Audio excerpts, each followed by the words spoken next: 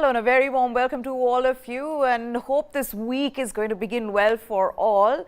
But this is one thing that I need to tell you before we get into talking about the match that is coming up tonight, is that if you're watching the IPL this year, please do not put your TV sets or your laptops off till the last ball is bowled, because I put off my TV when Sunrisers Hyderabad needed 41 of 12 balls, thinking RR have won. There was no way Sunrisers Hyderabad could have come back from there, only to find out that they lost that too after Sandeep Sharma bowled a no ball. I mean, RR will find it very difficult to digest that loss. But today we have two teams who are in a desperate situation to win all their games from here on. Well, one more than the other, but as we get to the business end of the league, we will get these high pressure games, and tonight is one such game. It's the Kings from Punjab against the Knight Riders from Kolkata at the Eden Gardens, where the average first innings score has been 200 plus. So what is it going to be? Is it going to be another high-scoring match that KKR will find very difficult to win? Because that's what's happened with Kolkata Knight Riders. They have actually not played well at home. They've lost 3 of their 4 games at home. Tonight, they'd want to change that. But Punjab Kings, that's one team that likes to score 200-plus runs. It's another thing that they also like to concede 200-plus runs, because that's what they've done in the last 4 games. So this is a big match. Kushan Sarkar, senior cricket journalist, is here with us to talk about tonight's game, as well as the game or the crazy game from last night. Jamie Alter is also here with us, cricket writer, analyst, YouTuber, actor. So let's get straight into it, gentlemen. This is going to be we're getting into that situation, Kushan, where for all these teams in the bottom half of the points table, every match from here on is going to be a must-win match. And tonight is one such match, especially for Kolkata Knight Riders, because PBK still have one more match which they can afford to lose. They wouldn't want to. Kolkata Knight Riders, though, the pressure is going to be on them. Eden Gardens, not a place which has been a happy place this year for them. Obviously, Meha, and the main thing is that if you look at the IPL stats and the numbers, 16 is your magic figure. 8 matches you need to win. 16 is that figure which will obviously ensure a playoff qualification. So margin for error is minuscule. There's not even a hair's thread of margin of error that you can have right now at this point in time. And here we are talking about 2 teams which have been pretty profligate when it comes to their bowling attacks. They simply haven't been there in terms of their bowling attacks. In fact, in your show, we had spoken earlier about how Punjab Kings' bowling attack has started to deceive. And in case of KKR, I believe the main problem is that I would also like to pick Jamie's brains. It's been about not being stubborn with their overseas selection. Especially Sunil Narine, 10 matches, 7 wickets, 8.76 economy rate, 14 runs in 8 innings at an average of 2. Yeah. How is he still in that 11, and why isn't someone like an out-and-out quick bowler or someone else? Why don't you try someone like Johnson Charles, who will at least give you one dimension, maybe a good, solid impetus in the batting order, because even Andre Russell hasn't exactly landed to the party. Yeah, absolutely. And I think that's a valid question. The other being that they are already struggling in their pace department. KKR, Jamie, have relied on their spinners, but Sunil Narine is one bowler really who hasn't been the best for them. In fact, as Kushan was giving the numbers, he's I think got 1 wicket in his last 7 matches. So yes, there is that bit of stubbornness from Kolkata Knight Riders, and they do have someone like Lockie Ferguson sitting out. They have Tim Southee sitting out. I know Harshit Rana bowled well, but there is a clear problem there for Kolkata Knight Riders, and the fact that Sunil Narine is not among the wickets and is going for runs does not help them. No, absolutely, it does not help. And 1 wicket in the last 7 matches. I mean that players of half his stature would have got the chop a long time ago. But I think teams like KKR, and I'll just pick up from where Kushan left off, teams like KKR were already coming into this season with major problems. And I've said it before and I'll say it again. If you are still in 2023 reliant on Narayan and Andre Russell, you have clear problems. These are players, especially Narayan, well past their prime, taking nothing away. These two West Indian players, wherever they used to go, they used to more often than not help teams win titles. But it's not going to happen with these two teams. I mean, for the first four matches, Russell didn't bowl. Then he bowled a match. He got 2 wickets. And again, he went off the boil. They're just far too inconsistent. Russell still can offer you some hope with the bat. You know, on his day, he's not going to get you 50s anymore because Rinku Singh is doing that job really well. But someone like a Russell can still get you 35 off 17 balls on any given day. What is Narayan giving you? I think the 3-4 times he's been given the bat, he's played such horrible shots to get bowled or sky the ball to mid on. So it's overall the package right now, Neha and Kushan, that Sunil Narayan is presenting, unfortunately paints a very, very poor picture. The all-rounder in Narayan, and let's accept it, he is still seen as an all-rounder. Why else would KKR send him to open one day when Joyce and Roy is not there? Send him at 5 in one match. So when he's not clicking, it's severely hurting your team's chances. Yeah. You're anyway in a must-win situation. You have options, and it's that stubbornness or that rigidness that Kushan was referring to, which unfortunately sees Sunil Narayan in the team when he's got 1 wicket in 7 matches. Something has to change. Otherwise, anyways, it's highly unlikely this team will go through. But if they play him again in the hope that they aaj wicket lega, if it's not come in 7 matches, it's not going to come this evening. Okay. For Punjab Kings, Kushan, similar problems when it comes to their bowling. Not only have they managed to score 200 plus runs, which means that their batters are actually looking good. A lot of people wouldn't have expected that, you know, their batting to click in such a way before the tournament. But the bowling once again has been a problem because they've ended up conceding 200 plus as well. And it doesn't help that Sam Curran's not bowling well for them. Arshdeep. I was looking at Arshdeep's economy. Yes, he's got the wickets, but I remember last year he was the best bowler really in the death overs, but even overall his economy was, I think, one of the best last season, whereas here he's been expensive. Is that a huge problem for PBKS? It is, Neha, but again at the same time, Arshdeep is a practitioner of one of the toughest art of T20 bowling, that is nailing your Yorkers. The day he nails them, he will break those stumps. It will look fabulous. You will have internet like go into a frenzy with his Yorkers, and there will be days when those Yorkers will slip out of his hand, and a Yorker, between a Yorker and a full toss, there is just, what you would say, the margin of error is so little, and that is what exactly has happened with Arshdeep at times. And at Eden Gardens in Kolkata, there will be a bit of dew. If you are bowling second, even 200, 210 is chaseable. And if there is dew, you will have that effect. The ball will slip out of your hand. And any bowler can get hit. So Yorker, nailing those Yorkers, that becomes a problem. And that is where probably you have to be a bit more flexible with your plans. Yeah. Look at Mohit Sharma, how he has changed. He is bowling those slower deliveries and variations. Off break slower, leg break slower, back of the hand slower, slow bouncer. So he is not giving you the pace to hit. And that is something that Arshdeep can try. Maybe apart from Yorker, he can try those wide Yorker lines. He is capable of bowling those wide Yorkers. So he might just try something different, or maybe some variation of slower deliveries. Okay, now we talk about veterans in T20, Jamie, not being able to keep up with the game, but Shikhar Dhawan, I was just looking at his strike rate and the way he's been batting. I know he was injured, but since he's back, he's also scored a 30 in the last game, scored a 99 before in one of the earlier games in the first half of the tournament.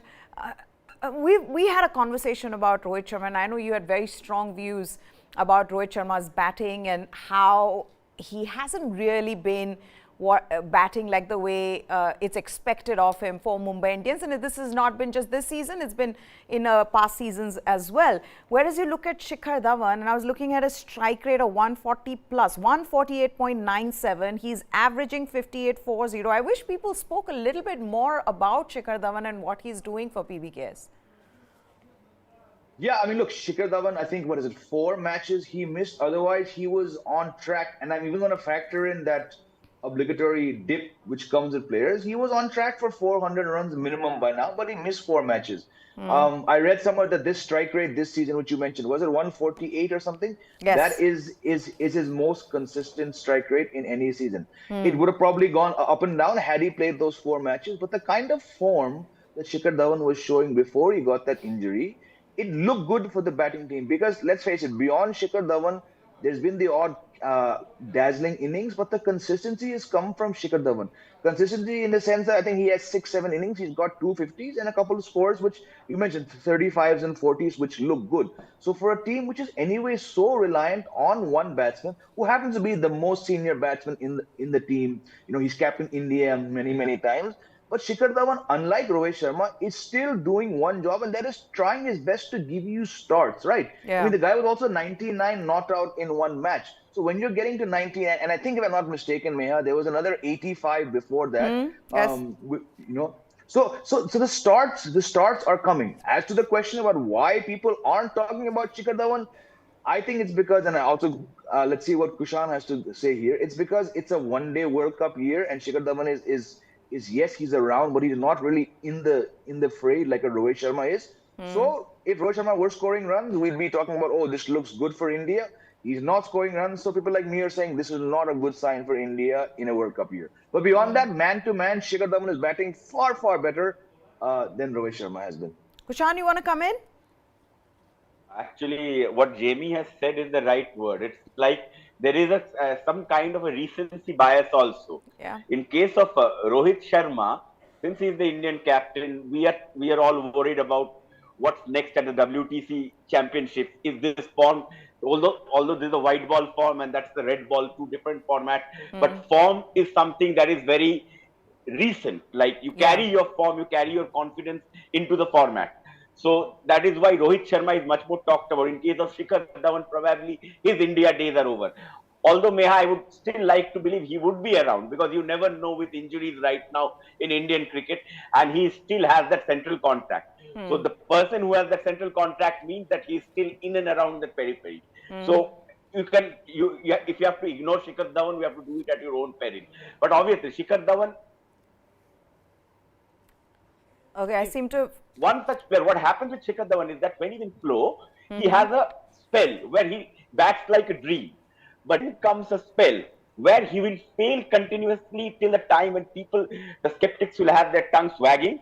And Yeah. then suddenly he will score another inning that will ensure him. If you see the Shikhar Dhawan's pattern for the last 10 to 12 years that he has played for India, that is the pattern that has continued. And that is the reason why Shikhar Dhawan remains an enigma in Indian. Yeah, but I also feel like you, till last year, was sending him for all the one-day series when it was a T20 World Cup time. As a captain, you made as a captain. made him the captain, and then comes the year of the ODI World Cup, which you'd been preparing him for, and then he gets dropped. And I think that just is, I don't know what's the kind of And also message that you're Shubman sending Gill. to Shubman others. Gill. Yeah. Shubman Gill's form is also a reason. Rohit Sharma is the captain. You cannot drop the captain. Yes. And you cannot afford to not have Shubman Gill in the side. Absolutely. And you have That's Virat a big- Kohli at 3. So where does big- Shikhar Dhawan play? The only Yeah. place where he can play is at the top. Or if you are not playing, then a senior cricketer like him, you cannot just put him in the squad as an extra. So Yeah. that is also a kind of a dilemma for this team management and Okay, okay. Then let's talk about somebody who's been impressing all of us, and that's Jitesh Sharma. Jamie, 239 runs, strike rate of 165. He batted well in some of the games for Punjab Kings last year, but this year he seems like a man on a mission, and that role of a finisher. You know, that we've seen with teams that are actually doing well, they have somebody who's doing that role. You know, the openers give you a start. There is that template which is being followed by actually the teams that are in the top of the table. So in that sense, for Punjab Kings, they've got that sorted as well, where Jitesh Sharma is constantly providing you that flourish, you know, while they're batting first or they're chasing, he's giving you those runs in the end. Absolutely, very important player, and it just goes back to what we were just discussing a few minutes ago. Not being stubborn, not being rigid, but also having clarity, right? You'll see the teams that are doing very well, clarity. I think Gujarat Titans have such clarity in their thinking, in their planning, in their captain, in the roles, right? I mean, we were talking about the last time I was here and Kushan was here. We were talking about, is Riddhiman Saha perhaps the weakness? I thought he was, but what did Riddhiman Saha do yesterday? So when you have that clarity, we're not going to drop you. You have a fixed role. In the end, yes, the highs and lows will be there, but if you back someone long enough, and exactly like you said, Maya, last season he showed some spark. He got into India's T20 team when I think it was Samson was not around. In fact, the last time I was here with Kushan said that series, that tour to the West Indies, expect Jitesh Sharma's name to be there. And Yeah. since we last spoke, I mean, he got his highest score, 14-9 not out. And you saw it, you could tell in that innings how much he wanted to get the 50. You can argue get 49 or 50 mein kya farak hai, but for someone like him who bats so low, that 50 figure is very important. But I'm saying that 49 was no less important. It was a very, very crucial knock. And the way that Liam Livingston is now showing the kind of form for which Punjab paid good money for him, Yeah. him and Jitesh batting in that very tough lower middle order spot and finishing. Now, I know I'm ranting a little bit here, but finishing, Maya, this is for our viewers. Finishing is not just about finishing a match. It's about finishing an innings, which is why Hardik Pandya in India's T20 side often finishes innings so well, which then put India in a better position to win matches. And just like Hardik Pandya has done, Jitesh Sharma is doing the same thing. Be it an innings or a match, Yeah. he's stepping up. And just like Kushan said, let's hope this boy gets his chance whenever India's next T20 squad is named. Okay, so that's their batting, which seems to be sorted really, but it's the bowlers, as Kushan was just also talking about Arshdeep and how he's not being able to nail those Yorkers, and it is a difficult art. But it's not just him, it's the others who support you, and that's why the problem is larger for Punjab Kings, because Kushan, you look at this team, and I was looking at their bowlers, all of them have been expensive. I think every single bowler, including of course Arshdeep, has been expensive. The only one I can see is Harpreet Brar, but he's taken just 4 wickets in 9 games. His economy is 7.56. Everybody else has been expensive, and I think that's been the problem as well, that not only are you getting wickets from these bowlers, they've been expensive. And that brings me to the question about Kagiso Rabada versus Nathan Ellis, because I think that'll now be their problem as to who should they play, because they've been toggling between the two. When the surface is slightly flatter, they go with Nathan Ellis. When the surface is slower, they go with Rabada. So how do you see that playing out for PBKS? I think at Eden Gardens, they should go with KG Rabada. Then, in my mind, there is no doubt he can just set the match up if he has his day. Yes, he can also be very expensive. There will be days. If you look at Rabada has gone for a plenty for all the teams that he has played in the death overs. But Rabada's first spell can be lethal. It could be a lethal first spell, and if he can land those test match lengths at Eden Gardens in that first spell, even if Punjab is batting first or second, Punjab is bowling first or second, irrespective of that, if Rabada can bowl a 2 over, maybe a 3 over good first spell with those test match lengths, you never know. Like the par score might just come down. So that will always be there. I still believe Rabada can get better of Gurbaz easily. Honestly. Okay, we've got some breaking coming for you all now. Everybody was wondering, after KL Rahul was ruled out of the World Test Championship final, who was to take his position, who was to take his place. And the news that we've now got is that Ishan Kishan has been named as KL Rahul's replacement. That is the breaking news. That is the big story right now from the world of cricket. There was speculation even after the way Riddhiman Saha played and has been playing in the tournament, that maybe the selectors would have looked at bringing him for the World Test Championship final.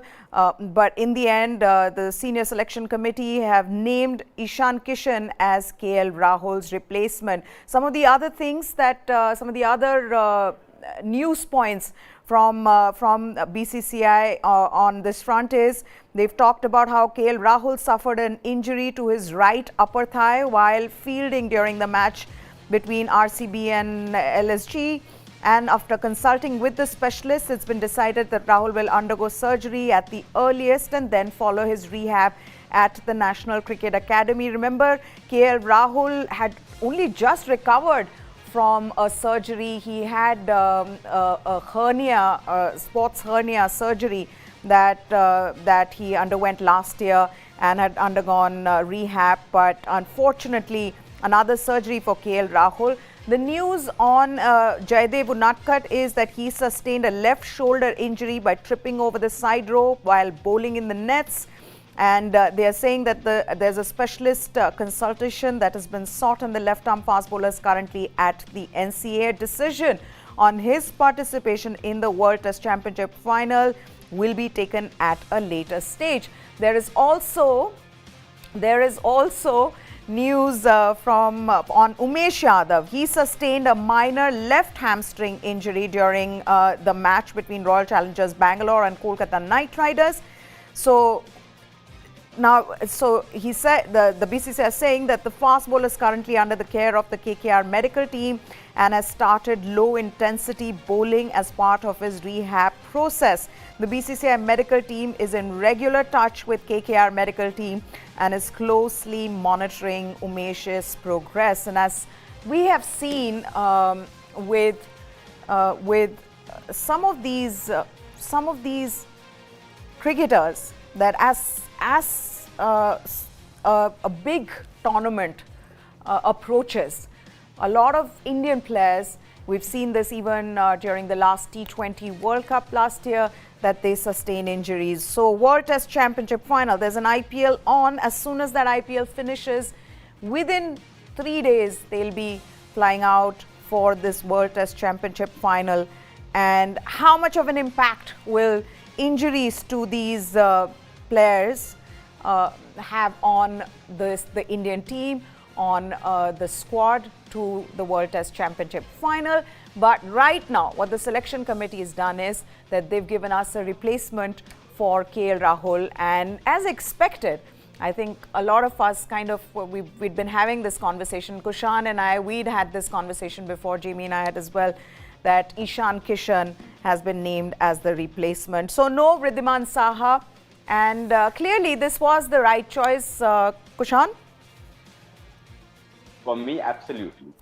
The moment in 2022, after the South Africa tour, Rahul Dravid, in no uncertain terms, took Wriddhiman aside after the South Africa tour and said that, look, Pant is going to be our long-term option, and so we want to groom someone younger as a second wicket keeper. You can have your options, look at it, because we want someone younger at 37 or 38 if you're the second wicket keeper, because Pant will be playing because of his far superior batting prowess. So we are not. We want to groom someone younger, and that was going to be Shikhar Bharat. But if you look at this year's one-off Test match, they were probably looking at KL Rahul as the keeper and KS Bharat as the second option.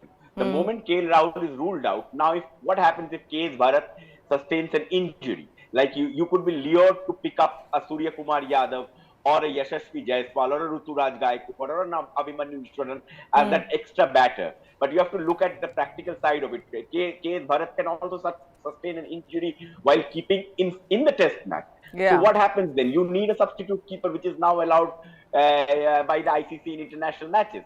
So in any case, you needed a second keeper. Who is the second keeper? You have to go through a continuity. The selection committee, from the time of MSK Prasad, or for that matter of fact, from the time of Sandeep Patil, have shown that consistency. We might go ranting on Twitter about Saha. Saha is still a way better keeper than KS Bharat.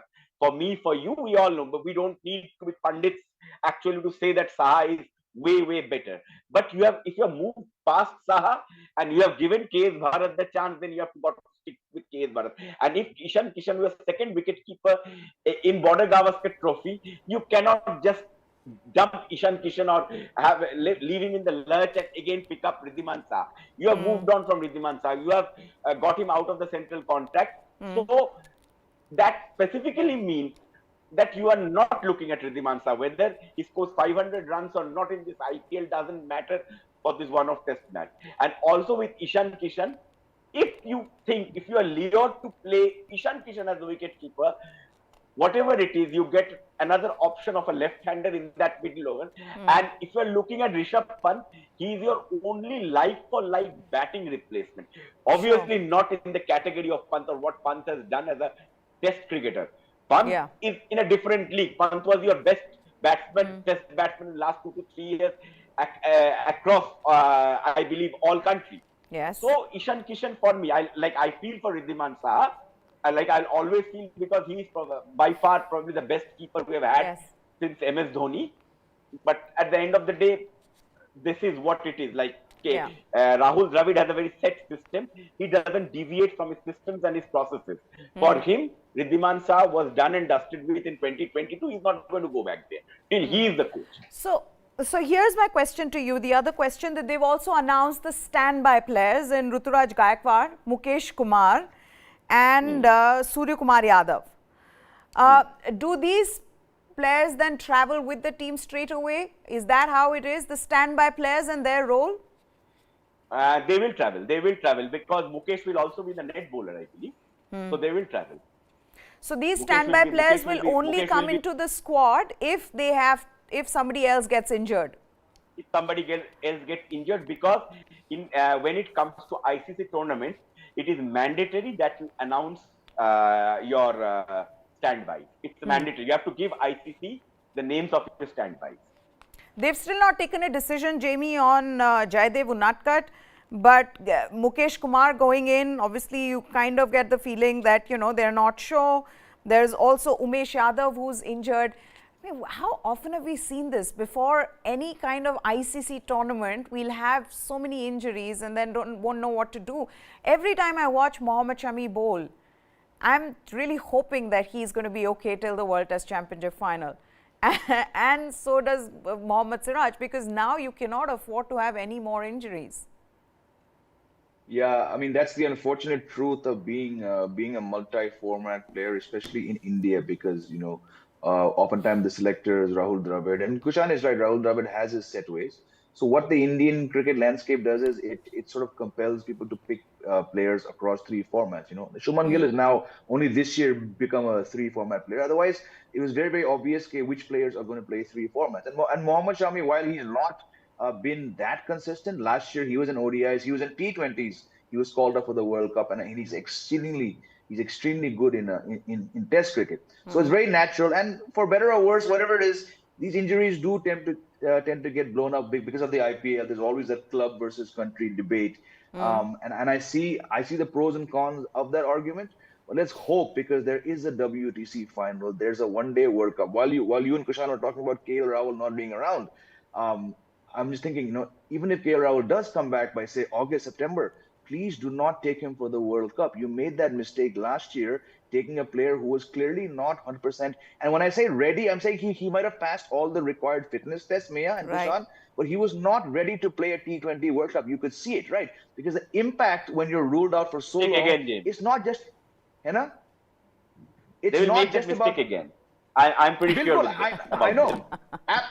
Absolutely, we know what's going to happen. But I'm saying, basically, you have a player like KL Rahul who's struggling. He should not have been your one-day World Cup keeper. But with Pant not around and Rahul Dravid being at the helm and that set process that Kishan keeps talking about, we knew that KL Rahul before this injury was going to keep wickets. And let's hope it doesn't happen. I know it's going to happen because now, and again, linking this to Ishan Kishan, right? As a keeper, I'm on the same page. KS Bharat is far, far behind Riddhiman Shah. But like Kushan said, Saha abhi nahi hai scene mein, and KS Bharat has been given that chance. But let's not get confused between the WTC next cycle and this one. See this as still a one-off match. If you feel the compulsion to try Ishan Kishan, and just like Kushan said, I'm not comparing him to Pant. Pant is India's greatest keeper of all time. But it's one match. You need to perhaps think out of the box. KS Bharat did not get you the required runs in the BGT.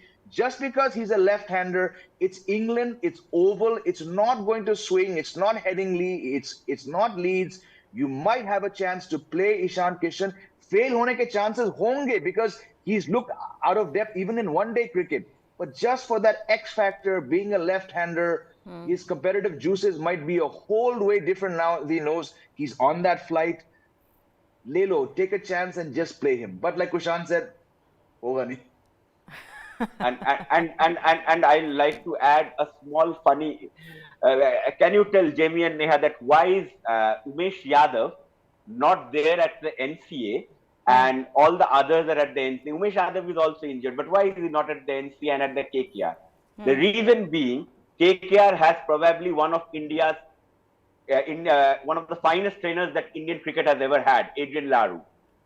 So Umesh is actually in better hands in KKR than he would be at the NCA. He's with Adrian Laru over there. That is why he's doing the low intensity training. He's not at NCA, but he's with KKR. So these are the important points that all cricket fans who are watching, if they're watching, is that what you will get to hear and understand when it comes to our show, and Kushan being there on the show, Jamie being there. They'll just bring out these little points for you, little but very important, and in context of how Umesh Yadav needs to recover quickly, Jaydev Unadkat needs to recover quickly. But let's just move on then, gentlemen, to what happened last night. It was a crazy night for Rajasthan Royals and Sunrisers Hyderabad. And let me put this in context. We've seen some incredibly close games, but last night was absolute madness. RR won the toss, and Joss Butler and Yashasvi Jaiswal they batted first, took them to 214 for 2. In reply, Sunrisers Hyderabad openers began well. Abhishek Sharma got to his half century. It was looking good. They were going at a good rate. Rahul Tripathi also played a cameo, but the asking rate after the middle overs kept climbing up, and at 174 for 5 and 18 overs, one felt it was all over for Sunrisers Hyderabad. People put off their TV sets and went to sleep. But Glenn Phillips and Abdul Samad changed the game. Phillips scored 25 off 7 deliveries. He was playing only his second game of the IPL. First was, I think, in the first week of April. And Samad, who had been trying to prove himself yet again, for Sunrisers Hyderabad, he came good, scored 11 off 6 deliveries, but despite that, he felt dejected as he couldn't manage to win the game for his team on the last ball. Only that he was wrong. Just then, as he thought he'd lost the game and RR almost started celebrating, blared the siren for no ball, and Sandeep Sharma, who had been RR's death over specialist, bowled the last ball again of the 20th over, with 4 needed for a win, and Samad hit a 6 to take his team home. Crazy scenes, absolutely crazy scenes. And with that, what has happened now is Rajasthan Royals, who were sitting pretty on the top of the points table for quite a while in the beginning of the season of IPL, are finding themselves in a position where they've lost 5 out of 6 games that they've played. Last 5 games they've lost out of 6. Jamie, your reaction, and then I'll go to Kushan. How crazy is that? And Sandeep Sharma would not be able to forget this, and I don't think RR will be able to forget it. It's a difficult defeat to digest.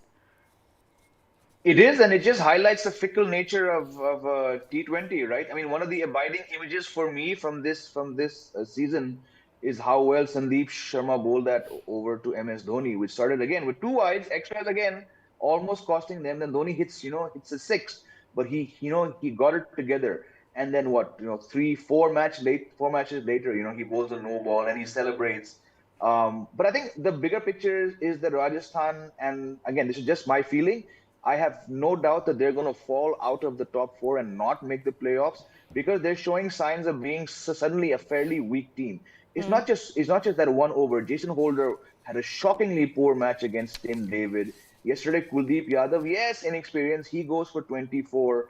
RR are just showing very visible cracks. I mean, they've lost 3 matches in a row now. The previous match, Kumar Sangakkara, their head coach, was at a loss to explain why they were bowled out for 118 in 18 overs, right? So teams which are genuinely pushing for the title, should not be having these kind of problems. Yes, Josh Butler got back some form, Sanju Samson got back some form, but I think it's these matches when you completely lose your bearings, when the match is in your hand, and they probably had the match for 80%. Yeah. Neha. Yeah. Rajasthan, very, very worrying signs for anyone who were fans of Rajasthan Royals. This team, my gut feeling is going to end up somewhere around number 6 or 7 when a very, very tightly contested points table reaches a conclusion in about 2 weeks. I think they've just not been able to figure out their death bowlers. And Sanju Samson, like, even Jamie was saying, not being able to figure out who his death bowlers are going to be. We saw the match against Mumbai Indians and the Wankhede Kushan, where Tim David took them to the cleaners.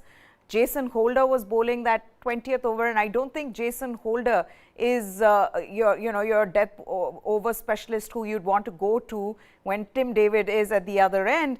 And then yesterday, similar situation where you would have wanted to give the ball to somebody who's more experienced in Obed McCoy, but he gave it to Kuldeep Yadav the 19th over. And I know that Sandeep Sharma, in the end, I think it was that no ball that cost them the game, really.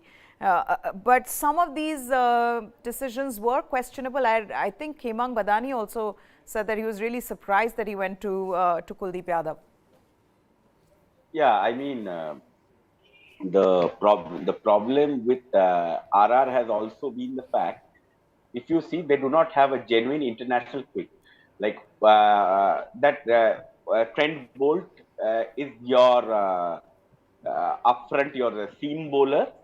Jason Holder, Sandeep is a swing bowler. Trent Bolt is a seam and swing bowler. Sandeep is an out and out swing bowler, and also who bowls at 125, 128, 130. So at the depth, if you do not have too many variations, it always helps if you have raw pace, and that is also a reason. And about Kuldeep is also, as a matter of fact, a very raw bowler. And why would you have like Obed McCoy over there? Like, you're not playing him regularly.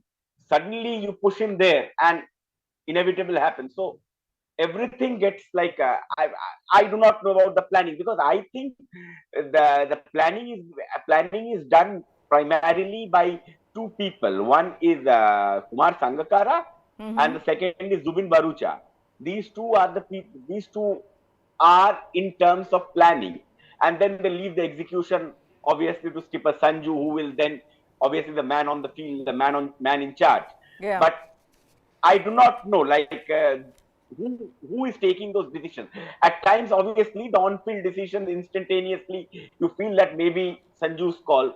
So if it is Sanju's call, then you know that Sanju still has miles to go as a skipper. Okay, for all of you who are just joining us now, the breaking news really from for the World Test Championship Final, that All India Senior Selection Committee, they've named Ishan Kishan as KL Rahul's replacement. That's the breaking news that's coming in. This is with regards to the World Test Championship Final. Remember, KL Rahul suffered an injury to his upper thigh while fielding during a match between LSG and Royal Challengers Bangalore. And after consultations with specialists, it has been decided that KL Rahul will undergo surgery and then will continue his rehab at the National Cricket Academy. So he is rolled out of the World Test Championship Final, and in his place, Ishan Kishan has been named as KL Rahul's replacement. Earlier, there was talks around who else could have replaced KL Rahul. Vriddhiman Saha, who's looked good in the IPL.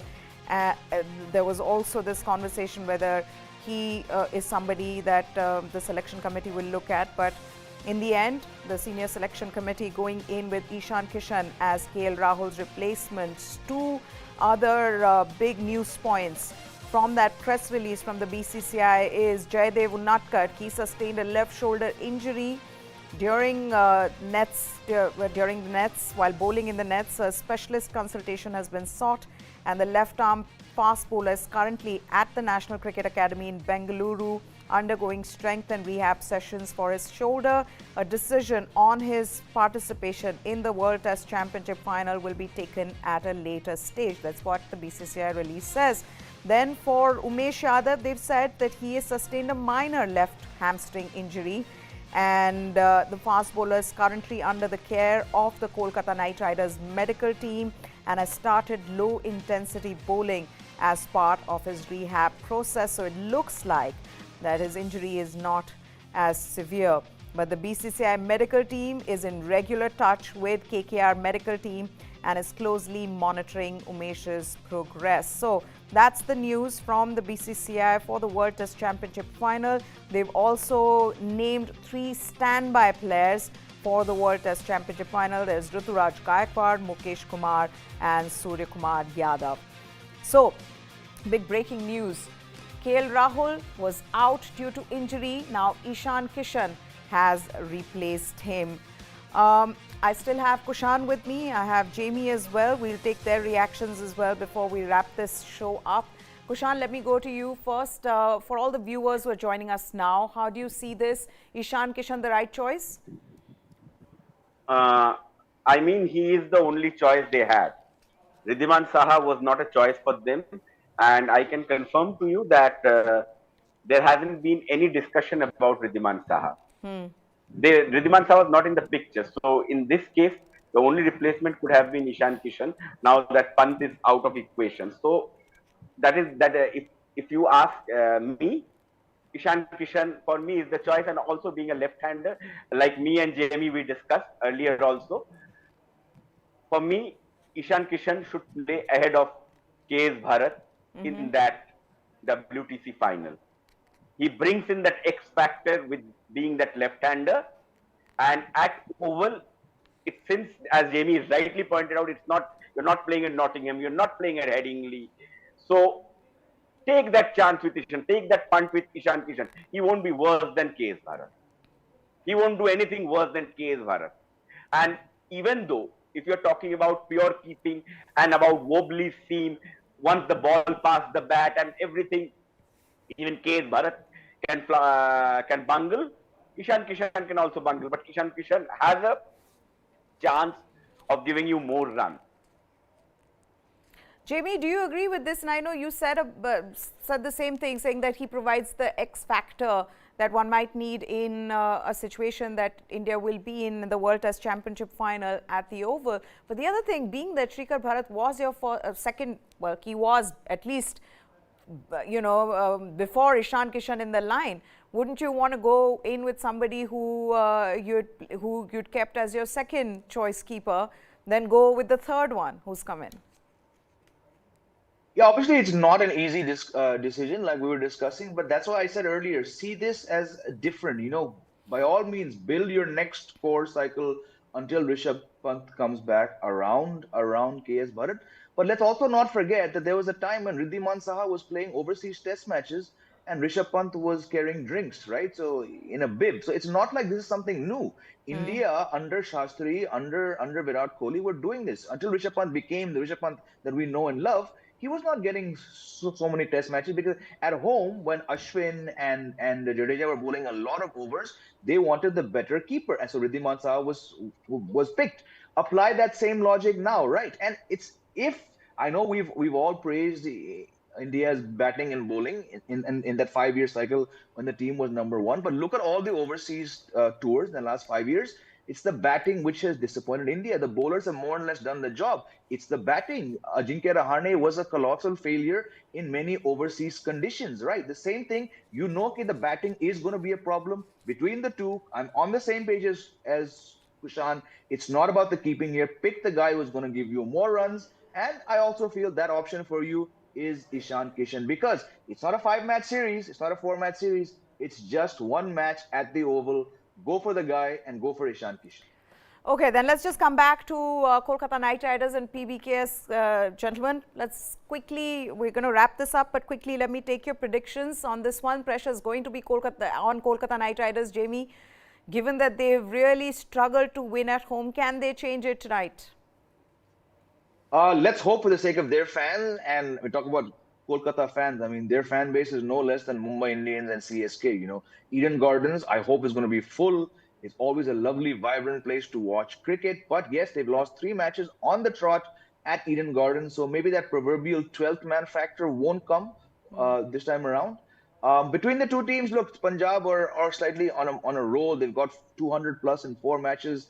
I see this going Punjab's way, but not by a massive margin, unless Russell and Narayan do something which they're capable of. Otherwise, I'm going with Punjab by a small margin. Yeah, which is my other question about Andre Russell. What really is expected of him, Kushan? Because he's not going to be able to do what he was doing before for Kolkata Knight Riders. It doesn't look like. He looked, I mean, we know what he can do when he bats. Like, in fact, even in the last game, he scored some 25. Can you hear me? I don't think Meha he is fully fit. That is my main issue with Russell. He is not fully fit, and that is why he is not regularly bowling also, because he can be a very sharp bowler. So that is also there.